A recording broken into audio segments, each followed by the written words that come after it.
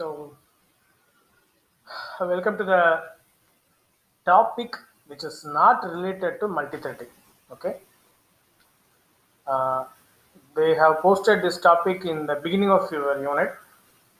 By the flow of multi-threading, we have completed all the contents related to multi-threading. So, this is a section that you need to learn as a separate one, not related with the multi-threading. Might be for compacting the syllabus, people have prescribed this chapter within this, but I don't know why. But it can be taught while we are working with collections, right? Collections. That means you have learnt about built-in structures, built-in data structures, right? So during the period, you might have come across this. Even we to forget to come up with that, but no issues. So that the topic will be more useful, and I think we have seen sufficient number of recap on multi-threading, right? So multi-threading, multiple flow of control. That what we are ready to carry forward. Multiple flow of control, the process of concurrency that we are going to exhibit in terms of different threads that's going to be uh, launched, right? And we have varied upon the different terms, started with multi-programming, multi-processing, and multitasking, right? Pertaining to that multitasking that we have come across with a process level multitasking and thread level multitasking. So ultimately, we are going to work with a thread level multitasking only, and we have seen the different states of the multi-threading. So how could be in the unique state. So how we are going to create the thread. So what would be the purpose of start method. So from that, what would be the role of run method? That is the method that where we will write our logic has to be performed or to be handled by the individual thread. So that's the place where we will write the logic, right? As well as we have sleep methods that will take the method to move for a thread to make the thread to for idle could be in the wait state. Okay, so to get them back towards the run state again, that I could able to take it for notify and notify. All these methods will help me, right? So to work with a group of threads that you might have learned with thread pooling, right? So through a group of threads can be created parallelly using array of objects. So that could be the best content that has to be casted on that. And regarding multi-threading, some more points to discuss. Uh, so how can we go for the state termination once all the things are going to close? That I could able to terminate my thread, or by default, once the job is completed, the thread will back to the dead state. Right. So that could be the way of that could be the complete life cycle of our multi-threading. So how can we apply it in the specific places? That could be the complete discussion that will take it further. So teachers have focused you on different types of problems, what are all discussed in the operating systems. So producer consumer problem and re-entrant monitor, right? So these types of problems will be more helpful to understand the interrupt mechanisms, right? So the thread interrupt, how it has to be, how I have to interrupt a thread, how I have to service the thread, how I have to handle the thread during the interrupt mechanism. So that's also you have come across in that priority of threads also we have come across. So the three types of priority that has to be by default embossed on that. I could able to manipulate the threads also with their names. So that's also being possible. So what could be the role of a preemptive scheduling in thread? So that's also an important factor that we have come across. Okay. So how can we apply it practically? That's what we are going to see. Probably in the next session, I will show you a demonstration how a multi-threading application can be created. Because that's the actual content, right? We are learning the topics separately, but how can we create an application by learning the concepts what we have come across? So, and also in this juncture, I want to convey you that quantify the status of your project. Okay, so carry over on that. That's very important. Even we have received some circular from Center for Education, right? Controller of Examination. So since we are not working with the lab, you people are in the remote, try to do the projects. Projects can be assessed for your laboratory. So that's the reason why by adjusting all these things only, projects has been initially allotted towards you. Still you have not incepted, no issues. Start working from today. Okay. So kindly carry out the project that was assigned to you. How much stuff it was, no issues. Take the first step. Automatically it will travel. Right? It will make you to travel.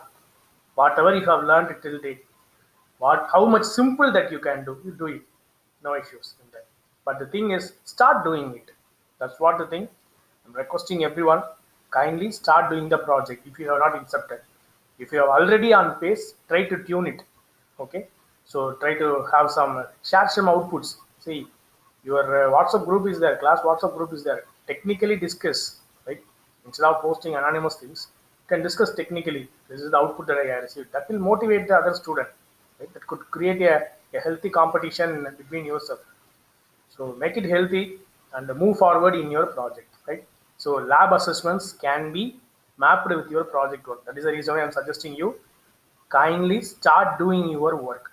Do not delay, right? So during assessment, if you don't have any other project work, do not blame us. So kindly start doing the work. Do not take any code from internet, right? What you know, what you have abstracted from the given title, just to do it, right? You are reading some name and you are ready to display that. That is the first work, right? Not more than the big work on it. As well as we have supplied you lab manual. Even if it is good, if you are practicing those lab manuals also, Steve, if you are not taken, daily practice 5 programs from the manual, it's enough, not more than that. Okay, so store it in your Word document by keeping the screenshots, how you are submitting for assignment the same way. The first page consists of the code, second page consists of the screenshot of the output. That's all.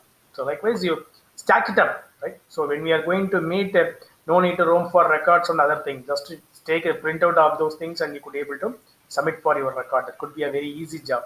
That's the reason why I suggest you have an eye on these two things. First one, start doing your project work. If you are not incepted, already if you are working, tune it for the good pace, right? If you have already completed the work, kindly share the code in the corresponding GitHub. Share the GitHub ID with the teachers whom you are meeting with. A section students, share with me. B section students, share with Aarti ma'am. C section students, share with Gayatri ma'am. Triple E students, share to Shamini ma'am. So that could be the possible instruction for you at this end. So even for lab exercise 2, the same thing. So lab manual is available in my GitHub. I have shared initially. So from my GitHub, you take the manual, Java programming manual, take the manual, what all the programs are there. You have a clear guidance in that manual. You could able to take it and you could able to run it on your own, right? So there's no help on that. So even if you need any deviations to move forward on that, you can access the help of teachers. They will guide you, right? So there won't be any issues. So that's for the cases of your practice and multi-threading. Now we'll get into this generic programming. What is this generic programming? People who are having idea on C++, the concept called templates, right? I'm going to write a general program. The program will work for all types of data. Nothing but code reusability. So the program will talk about, or this concept will talk about code reusability. I can apply this code reusability in the class level as well as in the method level. That means I can apply the code reusability using an object as well as I could able to pass it for the corresponding methods also. I could able to do that. So that's the thing. Serialization I could able to categorize. That is the idea here. Right? I could able to categorize my serialization. Right? So that's the thing. So in the olden versions, we have only object based, right? So there I have to go for some type of typecasting and other thing. That's the reason why. But when Java generics was being introduced, it's very easy for me to code and write. The place where they have applied generic programming, right? Application of generic programming. It's nothing but data structures in Java, nothing but collections in Java. That is the place where you can see a concept built in Java has built the concepts of Java. Nothing but this generic programming, right? So That's the thing. A primary and fundamental concept is nothing but that you could be able to create a method. The method could be able to work for different types of data. I am going to add two numbers. You are going to write a general program. The program will receive all types of data and it will give all correct results for all types of data. That's all. So in that case, what is the data type you will use? What is the arguments that you will pass? How the process will happen? This is the complete study of generic programming, right? A single code which will help us to carry forward, right? So reusability, that's what the point here people are trying to convey about that, right? So furthermore, I could not point out something on limitations here, but the thing is, what could be the scalability? That is the place that where we have to think about this. I will show you what generic programming can able to do and could not able to do. Those things also being projected over there. Okay, so that's what I conveyed. It is very similar to your C++ templates. In C++ templates, you will write for a class as well as for a method. The same way that you could able to do that. Okay, so that's the major case that you need to take it forward. By default, they are statically typed. Right? That's the main thing. So regarding data structures that we will use, array list. What type of elements I am going to store? Array is nothing but collection of similar type of data, right? So in that case, I have to cast my array list with the corresponding type of data. Right? So that's the statically typed data structures are being produced using these generics. And also a point that we need to mention here is, so they are nothing but compile time related entries. So that's the major content to be noted. Compile time related entries. Right? This could be a simple idea. Like how we are defining a simple generic class. Within angle bracket, I have given T, right? That could be the type of data to be used, or that could be the serialization object that I am going to use across this project. Okay, I have not used any other data type. You could be able to see that. Clear? I think we have come across enumeration data type, user defined data type. That is at the system level, right? While we are going to work with the application level, we could able to use this generic programming. Using that T only, I have declared the variables. Using that T only, I am going to return the return type of the corresponding function also I could be able to mention over on that. So by writing a general program, what is the variable I am going to pass? That can be typecasted with the corresponding variable. That's all. That will help me to move forward. I'll show you the complete program also, right? So what are all the arguments that I need to supply that can be identified, that can be configured using the corresponding data type. So here T and U are the multiple parameters that I am going to pass, right? As well as different type of data. Because why they are talking about here is, I think we have come across in polymorphism. In polymorphism, I could able to pass same number of arguments but different type of data will be there.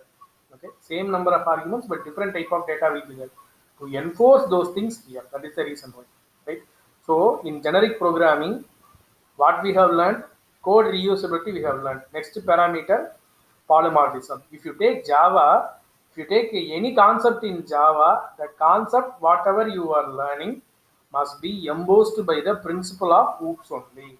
At least one or two OOPS concepts will be there to understand, and to that could be the basic implementation mechanism of the particular concept. So this is what being focused in your generic programming, right?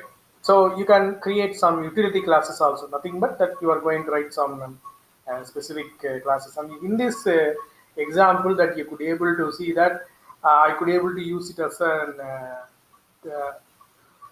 again array, a normal array that I could be able to use it. Clearly mentioned that here the return type is also that data type, right? So remember that. So that's also the things that could be able to modify and move forward. And here you could be able to see that they have given typecasting in a specific way. Right? The first one that you could be able to use. That's a very oldest type. But the current content that it is ready to refer with the second one, right? String s equal to algorithms dot get middle of names. So that could be the thing But ultimately, the return type value is going to be strongly typed over there. This is what you will practice in your Python, the same type of thing.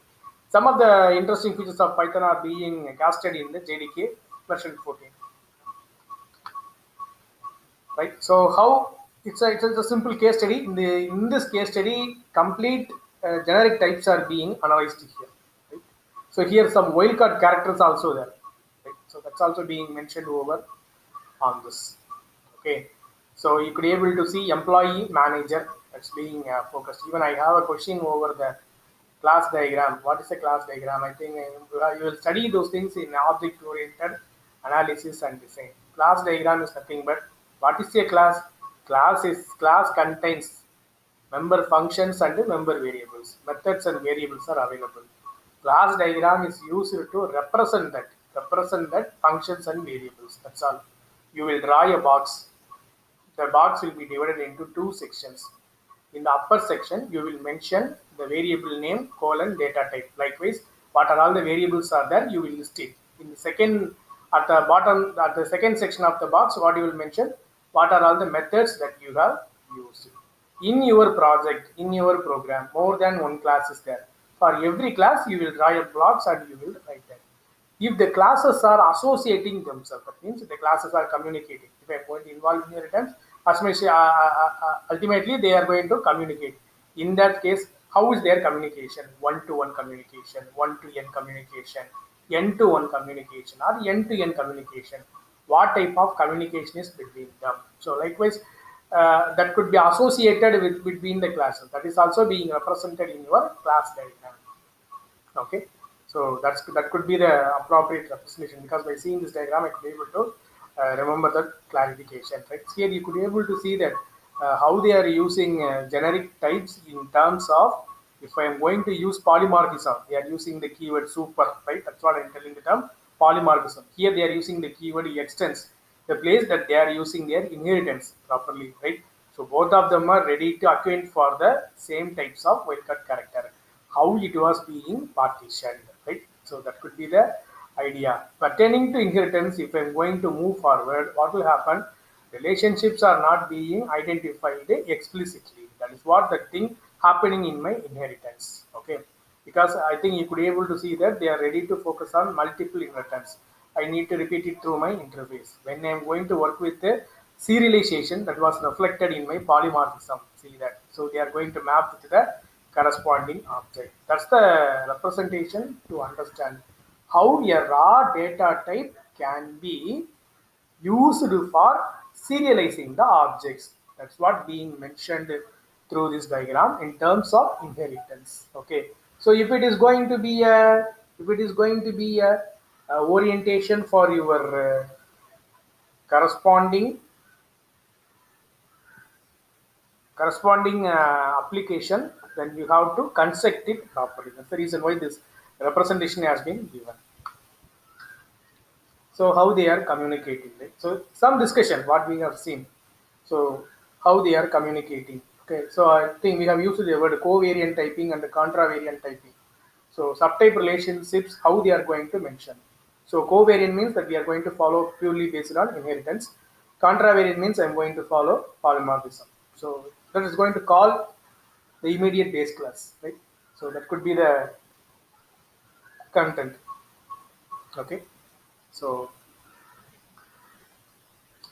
bounds for the type. So nothing but the minimum value and the maximum value. That's also being focused over there.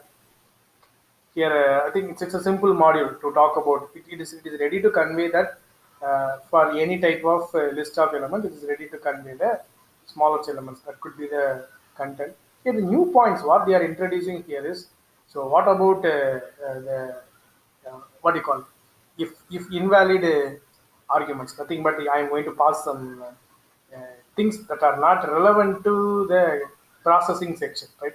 I am going to pass some special characters, how it will recognize. I am passing some 5 special characters, how it will recognize. So what could be the corresponding output generated? That should be casted through my user defined exception generated for this generic programming. Understand that generic programming, try to use user defined exception in the generic programming, because Generic programming itself is a user-defined environment, right? You are going to create a generalized class and generalized method for manipulating all types of data. In that case, you should not go for anything specific. For example, um, integer not support exception. So in that case, it will work only for integers, right? What about for float? So that could be something tough one. By observing all those things, what we have to do, kindly carry out all those operations mentioned over on user defined exception. Try to write user defined exception for generic programming. Always remember this point in your content, right? Please remember that you are working with the generic programming. In that case, if they ask you to include exception means, do not try to attempt the built-in exception. Do not do that. At any case, don't do that. Write your own exception. I think Gayatri ma'am have given a very good session on the day, right? How to create a user-defined exception. Likewise, you try to create user-defined exception for your work. That's all. So that can be associated with your generic programming. That's enough, right? So by different types of variables that I could able to move it. Here, the thing is different types of data when it is going to post, what will happen? That's what the term people are using the terminology called comparable, right? So it is a very good interface that everyone should come across about that. We have learned in collections the same operation only, right? Comparable. See, this is a point related to your campus interview. JVM has no instantiations of generic types. Why? Because generic programming is purely related to application level, not system level. Please remember, JVM means it is working with the system level. That is the reason why it has been projected in that way. Please understand that JVM is not related to application level, it is system level. That is the reason why there won't be any instantiations of generic types pertaining to JVM. So that could be the major criteria that you need to understand. Okay. So that's the case. The same thing that has been discussed with an example. Okay. So overriding the methods of generic type. How can I do overriding? Right. So normally how you will move for overriding the same methodology only. But the thing is, while you are going to map, you have to map with the built-in class what was available. For example, you are going to write a method to display the date on your own. Already there is a class called a date that is ready to display the corresponding date. So while you are going to execute the program, compiler needs to execute your code, not the built-in code which is already available. In that case, how you will do that? For the purpose only, here they have given the corresponding syntax for that, right? And one more thing, that should be non-final. Non-final means I should not. I could be able to create object from that. Final means I could not be able to manipulate that corresponding class or object. I think you could be able to remember the keyword final. So that's the major case. In that way only, I could be able to perform the process of overriding. Right? So that could be the cases. So what are the things that I could not be able to do? That's the major case. Right? So I think they are comparing here C++ with Java. That's the major case. Okay. So I could able to do either tailored code or that is built-in code, or I could able to move for my own code in C++ pertaining to compile time entries. Right. But even in Java also the same type of things are being projected. In C++, we don't have, we have both classes and primitive types. But in Java, we don't have primitive types. Why? The reason. Because for every primitive type, we have a wrapper class in Java. That is the reason why primitive type parameters are not allowed. Because typecasting, already we are doing typecasting for converting from lower level type to higher level data type. Right? Small int to integer, that's a wrapper class. So further, already we are doing typecasting. That is the reason why primitive type parameters are not allowed. Already we have that. If you want to do such type of thing, better go for make wrapper classes as your typecasting content. That is what they want to convey here. Okay, that's the main thing. And an internal notation here, right? Already I have shown you in the beginning, the first section of the Java. If you are going to open a class file, it will show you the bytecodes, right? Generic programming can be easily identified. It is something related to security issue, right? Already, I think I could able to do. I could able to use a term called obfuscation. OBFUSCATION. Obfuscation. Software obfuscation. If I am going to if I am going to recompile my, not recompile, decompile my code. If I have a class file, if I am going to decompile, I'm having decompilers. If I am going to decompile the code, that class file will give me the source file, Java file. It is something called a security threat. Okay. So in that case, the UTF or the Unicode translation format of bytecodes which are available in the class file can be differentiated very easily for built-in methods, classes, and objects. The Unicode will be different. For the user-defined code, the Unicode will be different. That is the thing. That will make us to understand that by filtering the user-defined contents from the corresponding file, I could able to come forward to find out that this code consists of generic programming. That's very easy for people to identify about that. So array of objects I could not be able to do with my corresponding T, right? Because already it is a collection, right? Collection is nothing but an array, right? How can you go for array of objects? It is not possible. That's what they are ready to mention. Okay. So static fields and static methods with the parameters are not allowed. With the type parameters are not allowed. So I could not be able to work with that. Because why? Because without creating the object, we are going to access. Already T is the object. How it is working. So static and generic programming are completely opposite one.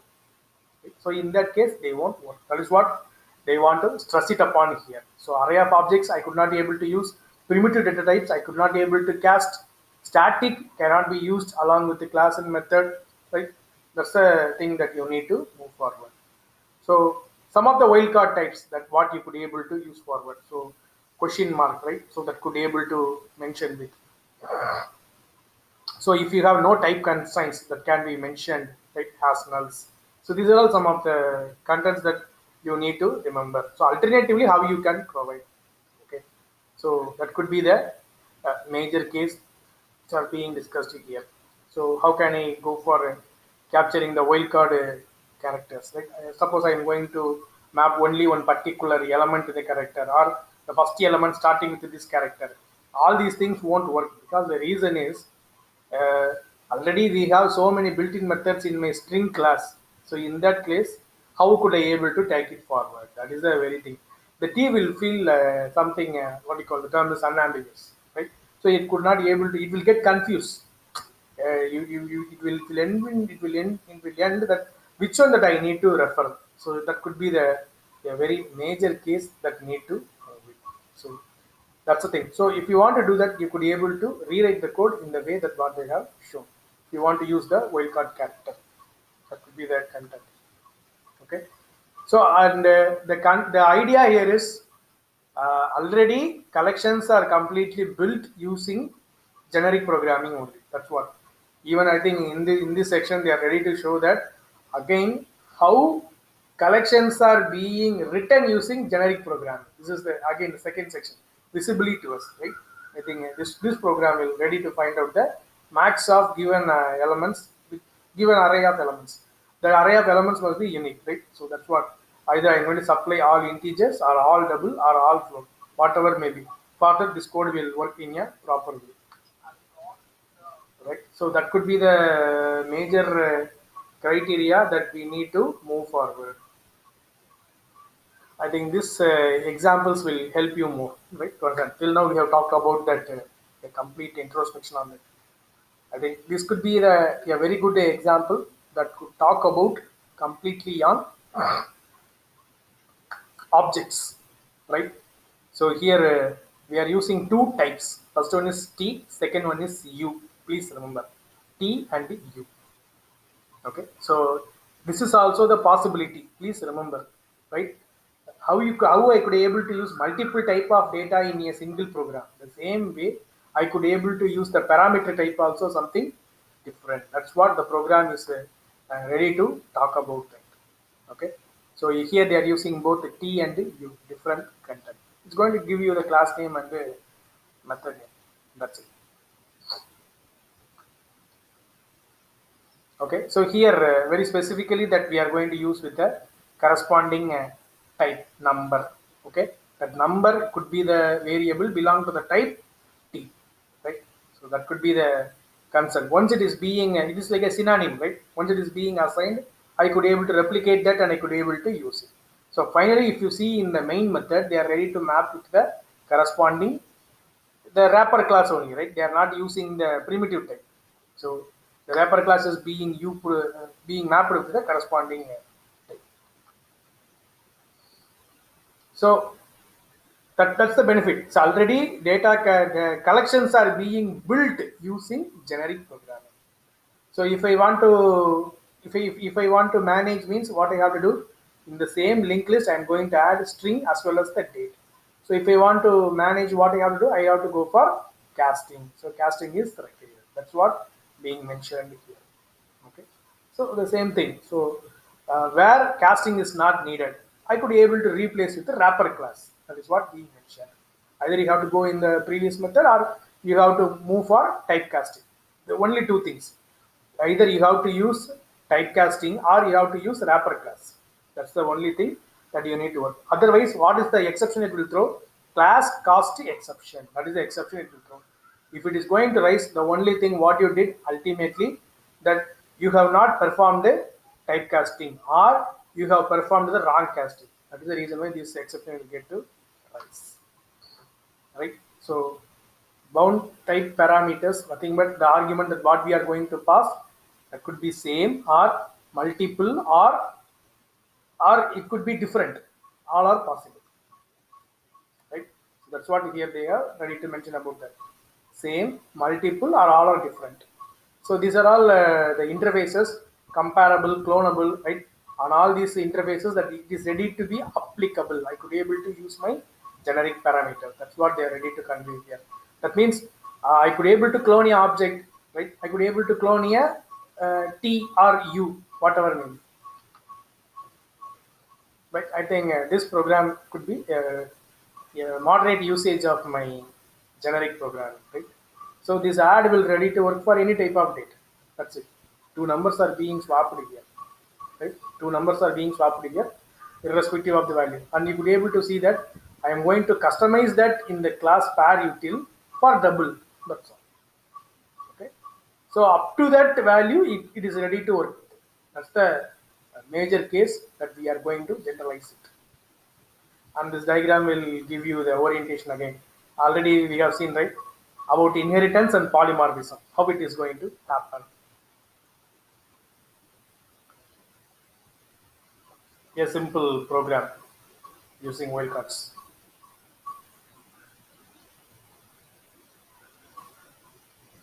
Different type of fruits, different type of data type. That's what fruit is a general one. Apple being mapped. My corresponding inheritance. See the right side. Corresponding inheritance is being mapped into the corresponding generic class. How I am going to cast. That has been mentioned over. Okay, so this could be a simple program that is ready to talk about your first type and the second type. So immutable means I could not be able to instantiate. That is the main area. Okay, so how I am going to access and use that corresponding content. So you could be able to see that there are three strings are there. Okay, so all those three strings are ready to work with the corresponding objects. Okay, so what are all the variables I am passing? I am passing string and the integer. So how it is ready to generate. So first one is my, they are ready to retrieve that package name. See that. First one is my integer, second one is my string. When it is going to be interchanged, what is happening? How it was being displayed. That is also being analyzed and projected here. I could be able to vary it. That's the idea. So they have used, they are comparing two objects. This program will help to compare two objects. That is what being given over there. Don't worry about this much, a very big program. All are built-in contents only, comparable pair, right? So please verify with that. So the same thing that we are going to travel further and we are going to print. If it is going to be equal, the value is going to be 1. If it is not going to be equal, how the value is going to be different. So difference between the corresponding entries will be displayed as the value. If it is something entirely different, it is going to be different -1. That's what. Right. So the difference between the character count is going to be displayed here. That's what. Okay. So that is the case. Simple idea on generic programming is I am writing a method for adding two numbers. In that case, it is ready to provide me for all types of data. That's the simple case. Secondary thing is object serialization can be done very easily. All the OOPS concepts can be completely mapped with generic programming. That's the major case. What are all the do's and don'ts can be done through generic programming has been illustrated in the session. So still if you have any queries on that, you can post it in the chat box. So that's the thing. So in the next section, I'll show you a demonstration on a complete application on multi-threading. So where it can be applied. Okay, that's the reason. And even in generic programming, I will show you. I think this type of the complete detailed explanation will give you a theoretical stuff. I'll show you two simple programs that you could be able to understand and carry forward. Simple program, addition of two numbers. How could I be able to do that? Okay. So that will help you to move forward with a multiple type of data, n number of data, same type of data. How we are going to work with that. Those things we will discuss further. If you have any doubts, you can post it in the chat.